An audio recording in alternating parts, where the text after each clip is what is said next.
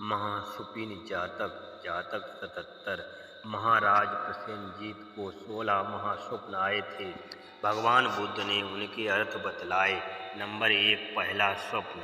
सुरमे जैसे काले 4 सांड लड़ने की इच्छा से चारों दिशाओं से राजांगण में आए। बैलों की लड़ाई देखने की इच्छा से जनसमूह के एकत्र होने पर लड़ने का ढंग दिखा। नादकर गर्जना कर बिना लड़े ही वो वापस लौट गए। ये स्वप्न देखा, इसका क्या फल है? महाराज, इस स्वप्न का फल इस समय नहीं होगा, किंतु भविष्य में अधार्मिक कंजूस राजाओं तथा अधार्मिक मनुष्यों के समय में होगा। लोक के बदले पर, धर्म के घटने पर, अधर्म के बढ़ने पर, संसार की अवनति होने के समय अच्छी तरह वर्षा नहीं बरसेगी। बादल फट जाएंगे, खेत कुम्हला जाएंगे, अकाल पड़ेगा। बादल जैसा बरसने वाले हों वैसे चारों दिशाओं से उठेंगे। स्त्रियां धूप में फैलाएंगे। अन्न आदि को भीगने के डर से अंदर ले जाने लगेंगी। आदमी खेतों में मेड़ बांधने के लिए निकल जाएंगे। फिर वो बादल बरसने का ढंग दिखाकर गरज कर बिजली चमकाकर उन बैलों की तरह बिना लड़े अर्थात बिना बरसे ही भाग जाएंगे। ये उनका फल होगा। नंबर 2। दूसरा स्वप्न।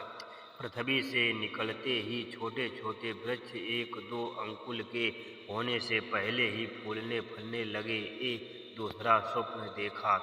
महाराज, इसका फल भी भविष्य में ही होगा। जब मनुष्यों की आयु कम हो जाएगी, संसार की अवनति होगी, तब होगा। भविष्य में प्राणी बड़े ही रागी काम पिपासु होंगे। लड़कियां आयु प्राप्त होने से पहले ही आदमियों से संभोग कर गर्भिणी हो बेटा बेटी की वृद्धि करेंगी। ये ऐसा ही है जैसा छोटे वृक्षों को पुष्पित होना तथा फल लगना। नंबर 3। तीसरा स्वप्न। उसी दिन उत्पन्न हुई बच्चियों का दूध गौवें भी पी रही थीं। वो तीसरा स्वप्न है। इसका भी फल भविष्य में ही होगा। जब मनुष्य बड़ों का आदर करना छोड़ देंगे तभी होगा। भविष्य में मनुष्य माता पिता सास ससुर के प्रति निर्लज्ज हों, अपने आप की ही कुटुंब का पालन करेंगे। बड़े बूढ़ों को खाना कपड़ा देने की इच्छा रहेगी तो देंगे, न देने की इच्छा रहेगी तो नहीं देंगे। वृद्धजन अनाथ हो, पराधीन हो, बच्चों को संतुष्ट करके ही जीवित रह सकेंगे। जैसे उसी दिन उत्पन्न हुई बच्चियों का दूध पीती गौवें। नंबर 4। चौथा स्वप्न। भंते उठाने ढोने की सामर्थ्य रखने वाले महाबैलों को युग परंपरा में जोत कर तरुण बछड़ों के धुरी में जोते हुए देखा। वे धुरी को न खींच सकने के कारण छोड़ कर खड़े हो गए। गाड़ियां नहीं चली। ये मैंने चौथा स्वप्न देखा है। इसका भी फल भविष्य में अधार्मिक राजाओं के ही समय में होगा। भविष्य में अधार्मिक कृपण राजा पंडितों को, परंपरागत दक्षों को, कार्य संपन्न करने की सामर्थ्य रखने वालों को, महाबुद्धिमानों को यश नहीं देंगे। और धर्म सभा और न्यायालयों में भी पंडित व्यवहार कुशल दक्ष लोगों को नहीं रखेंगे, किंतु इसके विरुद्ध तरुण को यश देंगे और ऐसे ही लोगों को न्यायालयों में रखेंगे। वे राजकार्य तथा योग्य अयोग्य न जानने के कारण न तो उस यश को रख सकेंगे और न ही राजकार्य का बेड़ा पार लगा सकेंगे। न कर सकने पर वो कार्य धुर को छोड़ देंगे। वृद्ध पंडित अमात्य यश के न मिलने पर, कार्य संपन्न करने की सामर्थ्य रखने पर भी सोचेंगे, हमें इससे क्या लेना, हम बाहर के हो गए हैं, अंदर वाले तरुण लड़के जाने। ये सोच वो जो काम पड़ेंगे उन्हें नहीं करेंगे। इस प्रकार सर्वत्र उन राजाओं की हानि ही होगी। सो ये धुरी खींचने में असमर्थ बछड़ों को धुरी में जोतने और धुरी खींचने में असमर्थ महाबैलों को युग परंपरा से न जोतने के जैसा होगा। नंबर 5। पांचवा स्वप्न। एक दोनों मुंह वाले घोड़े को देखा। उसे दोनों ओर से चारा दिया जाता था और वो दोनों मुखों से खाता था। ये मेरा 5वां स्वप्न है। इसका फल भी भविष्य में अधार्मिक राजाओं के समय में ही होगा। भविष्य में अधार्मिक मूर्ख राजा अधार्मिक लोभी मनुष्यों को न्यायाधीश बनाएंगे। वे मूर्ख पाप पुण्य का भेद न कर न्याय करते हुए दोनों प्रत्यार्थियों से रिश्वत लेकर खाएंगे, जैसे कि उस घोड़ों का दोनों मुंह से चारा खाना। नंबर 6 छठा स्वप्न, बहुत से आदमी लाख मुद्रा की एक सोने की थाली को मांझ कर लाए। उसमें पेशाब करने के लिए एक बूढ़े गीदड़ के सामने रखा। मैंने उसे उस समय पेशाब करते देखा। ये मेरा छठा स्वप्न है। इसका फल भी भविष्य में ही होगा। भविष्य में अधार्मिक विजातीय राजा जाति संपन्न कुल पुत्रों पर शंका करके उन्हें यश का दर्जा नहीं देंगे, अकुलीनों की ही उत्पत्ति करेंगे। इस प्रकार ऊंचे ऊंचे कुल दुर्गति को प्राप्त होंगे और नीच कुल ऐश्वर्य को वे कुलीन पुरुष उपाय न देख जीविका प्राप्त करने की इच्छा से इन पर निर्भर होकर जिए सोच अकुलीनों को अपनी लड़कियां देंगे, सो ये उन कुलीन लड़कियों का अकुलीनों के साथ सहवास वृद्ध श्रृंगाल गीदड़ के सोने की थाली में पेशाब करने के सदृश होगा। 7वां स्वप्न, एक आदमी रस्सी बांट कर पैरों में डालता था। वो जिस पीढ़ी पर बैठा था उसके नीचे बैठी एक भूखी गीदड़ी उस आदमी को बिना ही पता लगे उस रस्सी को खा रही थी। ये मेरा 7वां स्वप्न है। इसका भी फल भविष्य में ही होगा। भविष्य में स्त्रियां पुरुष लोभी, शराबी लोभी, आभूषण लोभी, रात में बाजारों में घूमने की लोभी, सांसारिक चीज़ों की लोभी तथा दुश्शील दुराचारणी होगी। वे पति द्वारा बड़ी कठिनाइयों से कमाए धन को यारों के साथ शराब पीकर साज श्रृंगार आदि में लगाकर नष्ट कर देंगी। वे घर के अत्यंत आवश्यक कार्यों का भी ध्यान न रखेंगी और घर की चार दीवारी के ऊपर से, छत से, खिड़कियों से अपने यार को देखेंगी। वे भविष्य के लिए रखे धन धान्य को भी आज ही खा पी कर उड़ा देंगी, जैसे कि वो पीढ़ी के नीचे पड़ी भूखी गीदड़ी बांट कर पैरों में रखी जाती रस्सी को खाकर। 8वां स्वप्न, भंते राजद्वार पर बहुत से खाली घड़ों के बीच में रखे हुए एक घड़े से भरे हुए घड़े को देखा। चारों वर्णों के लोग चारों अनुदिशाओं से घड़ों में जल लाकर उस भरे हुए घड़े को ही भरते थे। लबालब भरा पानी किनारों पर से होकर गिरता जाता था, लेकिन फिर भी बार बार उसी में पानी डाल रहे थे। खाली घड़ों की ओर कोई देखता तक नहीं था। ये मेरा 8वां स्वप्न है। इसका क्या फल होगा? इसका फल भी भविष्य में ही होगा। भविष्य में लोक की अवनति होगी, राष्ट्र सार रहित हो जाएगा, राजा दुर्गत कृपण हो जाएंगे, उनके खजाने खाली हो जाएंगे। इस प्रकार दुर्गति को प्राप्त हो सब राज्यवासियों से अपना ही काम करवाएंगे। पीड़ित मनुष्य अपना काम छोड़कर राजाओं के लिए ही अन्न बोते, काटते, ढुलाई करते तथा अन्न कार्य करते हुए राजा के कोठों को ही भरेंगे। अपने घरों के खाली कोठों की ओर देखेंगे तक नहीं। ये ऐसा ही होगा जैसे खाली घरों की ओर न देखकर भरे घरों को ही भरना होगा। 9वां स्वप्न, भंते 5 तरह के कमल के फूलों से भरी खूब गहरी चारों तरफ से उतरने वाली एक पुष्करणी देखी। चारों तरफ से मनुष्य पशु आदि उतर कर उसमें पानी पीते थे। उनके बीच में गहराई में तो पानी गंदला था, लेकिन किनारों पर आने जाने की जगह मैंने उसे शुद्ध स्वच्छ ही देखा। ये मेरा 9वां स्वप्न है। इसका फल बताएं। इसका फल भी भविष्य में होगा। भविष्य में राजा धार्मिक होंगे, पक्षपात पूर्वक राज्य करेंगे, धर्मानुकूल न्याय नहीं करेंगे, रिश्वत लेने वाले होंगे, अत्यंत लोभी होंगे, प्रजा के प्रति उनमें करुणा दया सहनशीलता नहीं होगी, वे निर्दयी तथा कठोर होंगे, गन्ने को पेलने की तरह मनुष्यों को पेल पेल कर अनेक प्रकार के टैक्स लगाकर धन ग्रहण करेंगे। मनुष्य टैक्सों से पीड़ित होकर कुछ भी देने में असमर्थ होने पर गांव शहरों को छोड़कर सीमांत राज्यों में जाकर रहने लगेंगे। बीच में मध्य में देश सूना हो जाएगा, सीमांत पर घना बसेरा हो जाएगा। ये ऐसा ही है जैसे पुष्करणी के बीच में पानी गंदला है और किनारों पर साफ। 10वां स्वप्न। भंते एक ही देगची में पके हुए खाद्य को ऐसा देखा जैसे 3 तरह पकाया गया हो, एक और बहुत कच्चा, एक और अधकच्चा और एक और खूब पका हुआ। ये मेरा 10वां स्वप्न है। इसका फल क्या है?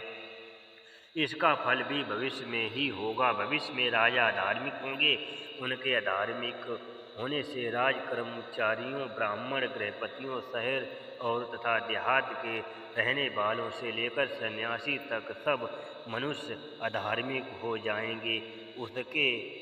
उससे उनके आरक्षक देवता, कुल देवता, वृक्षों के देवता, आकाश स्थित देवता आदि सभी प्रकार के देवता भी अधार्मिक हो जाएंगे।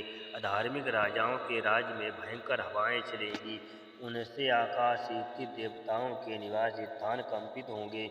उनके कंपित होने से देवता क्रोधित हो वर्षा नहीं बरसने देंगे, बरसने पर भी वो एक समान नहीं बरसेगी, कहीं कम कहीं ज़्यादा बरसात होगी।